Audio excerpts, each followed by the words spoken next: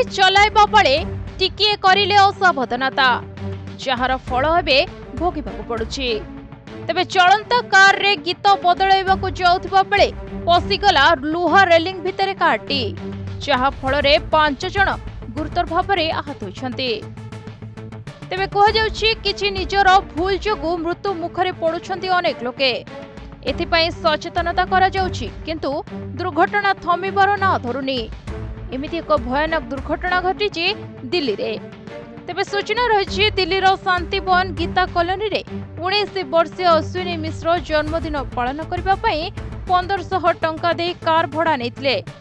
Ashwini Dayal Singh college रो प्रथम वर्षर छात्र सांग मानक सहित जन्मदिन रे बुलिबाकू जिबाकू कार भड़ा नेथिले।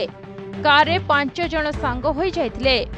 तेबे समस्ते सांग होई फेरुथबा बेले मोबाइल रे गीत बदलाइबाकू चेष्टा करुथबा समय रे एभली दुर्घटना घटी जाइछि।